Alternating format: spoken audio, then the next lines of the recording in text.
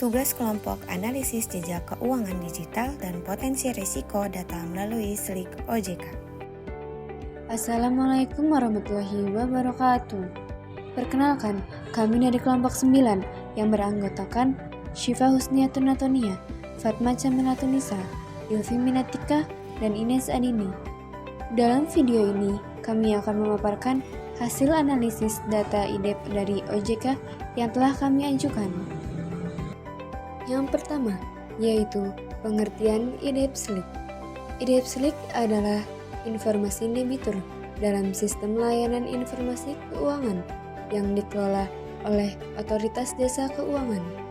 Sederhananya yaitu, IDEP SLIK merupakan laporan yang berisi data riwayat kredit seseorang atau badan usaha yang pernah atau sedang memiliki pinjaman di lembaga keuangan seperti bank, koperasi, atau perusahaan pembiayaan.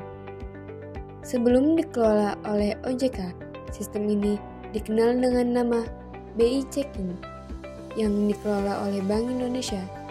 Namun, sejak 1 Januari 2018, tugas tersebut resmi dialihkan ke OJK dan nama sistemnya berubah menjadi SLIK atau Sistem Layanan Informasi Keuangan. Selanjutnya, yaitu adalah tujuan dan fungsi IDEP SLIK. Tujuan utama dari IDEP SLIK adalah untuk menghimpun dan menyediakan informasi yang lengkap mengenai riwayat kredit debitur, baik individu maupun perusahaan. Fungsinya antara lain, yang pertama sebagai alat penilaian kelayakan kredit. Lembaga keuangan dapat menilai apakah seseorang layak mendapatkan pinjaman berdasarkan catatan kreditnya. Yang kedua, menjaga prinsip kehati-hatian. Bank atau lembaga pembiayaan bisa menghindari risiko kredit macet dengan melihat riwayat pembayaran calon debitur. Yang ketiga, yaitu adalah mendorong transparansi dan tanggung jawab debitur. Masyarakat bisa mengetahui status pinjamannya, apakah masih lancar, menunggak, atau sudah lunas. Dan yang terakhir adalah mendukung stabilitas sistem keuangan nasional. Dengan data yang akurat, OJK bisa memantau kesehatan lembaga keuangan secara menyeluruh. Selanjutnya adalah manfaat IDEP SLIK bagi masyarakat. Di sini terbagi menjadi 4. Yang pertama yaitu mengetahui status kredit pribadi apakah lancar atau macet. Yang kedua yaitu meningkatkan peluang pendapatan pinjaman baru jika riwayat kredit baik. Yang ketiga yaitu mencegah penipuan atau penyalahgunaan identitas karena data kredit bisa dipantau. Yang keempat atau yang terakhir yaitu mendukung literasi keuangan agar masyarakat lebih bijak dalam mengelola pinjaman. Nah, dari kesimpulan SLIK atau IDEP ini, IDEP SLIK atau Informasi Debitur Sistem Layanan Informasi Keuangan adalah laporan resmi dari OJK, Otoritas Jasa Keuangan, yang berisi riwayat pinjaman dan pembayaran kredit seseorang atau badan usaha. Fungsinya adalah sangat penting sebagai alat penilaian kelayakan kredit, menjaga kepercayaan lembaga keuangan, serta membantu masyarakat memahami dan mengelola reputasi finansialnya. Selanjutnya, penjelasan hasil IDEP kelompok berdasarkan hasil pengecekan informasi debitur melalui sistem layanan informasi keuangan yang dikelola oleh Otoritas Jasa Keuangan. Keempat anggota kelompok memperoleh hasil dengan keterangan data tidak ditemukan.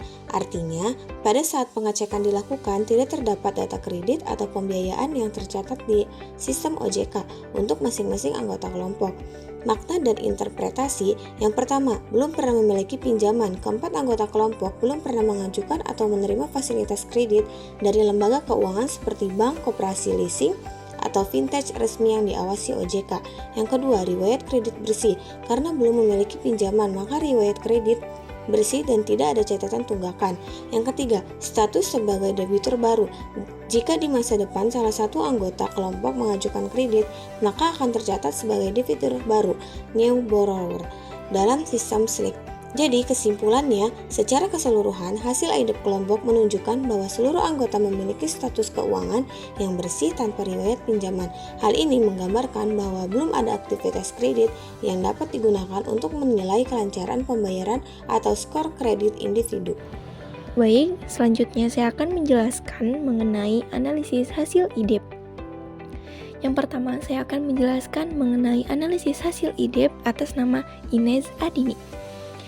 Berdasarkan hasil analisis data IDEP atau SLIK OJK Ines Adini, berikut adalah kesimpulannya. Pertama, terkait data diri. Identitas Ines Adini valid dan benar. Tidak ada masalah atau kejanggalan dengan data kependudukan. Ini menunjukkan bagus. Kedua, status kredit. Ines Adini belum terdaftar memiliki fasilitas kredit atau pinjaman apapun. Dengan kata lain, Ines Adini belum punya riwayat kredit yang tercatat. Ketiga, anomali. Tidak ada indikasi penyalahgunaan data atau kesalahan pencatatan yang ditemukan. Data Ines Adini bersih dan aman. Jadi kesimpulannya, secara keseluruhan identitas Ines Adini valid, aman, dan belum memiliki catatan kredit negatif karena belum pernah meminjam. Saran dari analisis ini adalah Ines Adini disarankan mulai mencoba menggunakan layanan kredit resmi seperti kartu kredit atau pinjaman kecil di lembaga resmi. Untuk membangun riwayat dan rekam jejak keuangan yang baik, riwayat ini penting untuk mempermudah pengajuan pinjaman besar di masa depan. Selanjutnya yaitu ada analisis hasil IDEP dari Ilvi Minatika. Pertama, data diri. Data Ilvi Minatika valid, benar, dan sesuai dengan identitas resmi. Statusnya aman karena belum ada indikasi penyalahgunaan data. Kedua, daftar fasilitas kredit. Data tidak ditemukan, ini berarti Ilvi Minatika belum memiliki aktivitas atau catatan pinjaman di lembaga keuangan. Ketiga, anomali dan kejanggalan. Tidak ada indikasi penyalahgunaan data yang ditemukan. Data Ilvi Minatika berarti bersih. Kesimpulannya, secara umum, data Ilvi Minatika valid, aman, dan bersih karena belum ada riwayat kredit. Saran untuk Ilvi Minatika yaitu terus jaga keamanan identitas, dan karena Ilvi Minatika belum punya catatan, Ilvi Minatika dapat mulai membangun riwayat kredit yang baik. Membangun riwayat kredit ini penting untuk mempermudah urusan keuangan di masa mendatang. Selanjutnya yaitu ada analisis hasil IDEP dari Syifa Husniyatun Natonia. Pertama, data diri. Data Syifa Husniyatun Natonia sesuai dan valid. Statusnya aman karena belum ditemukan adanya penyalahgunaan identitas. Kedua, daftar fasilitas kredit. Data tidak ditemukan. Ini berarti Syifa Husniyatun Natonia belum punya aktivitas kredit atau pinjaman resmi yang tercatat. Ketiga, anomali dan kejanggalan. Tidak ditemukan juga adanya kejanggalan. Data Syifa Husniyatun Natonia bersih dari indikasi penyalahgunaan. Kesimpulannya, secara keseluruhan data Syifa Husniyatun Natonia bersih dan aman. Syifa Husniyatun Natonia memiliki riwayat kredit yang bersih karena belum ada catatan pinjaman. Sarannya, status ini dapat dipertahankan sambil memulai membangun reputasi keuangan positif dengan cara menjajaki penggunaan layanan kredit resmi. Yang terakhir yaitu ada analisis hasil IDEP dari Fatma Kamilatun Nisa. Pertama, data diri. Nama dan identitas Fatma Kamilatun Nisa sesuai dan valid. Identitas Fatma Kamilatun Nisa aman dan tidak ada penyalahgunaan data. Kedua, daftar fasilitas kredit. Data tidak ditemukan. Ini menandakan Fatma Kamilatun Nisa belum pernah memiliki fasilitas kredit atau pinjaman di lembaga keuangan resmi. Ketiga, anomali dan kejanggalan. Tidak ditemukan juga indikasi penyalahgunaan data atau pencatatan ganda. Berarti datanya aman dari potensi fraud. Kesimpulannya, secara keseluruhan data Fatma Kamilatun Nisa aman dengan status clean credit history atau riwayat keuangan yang bersih.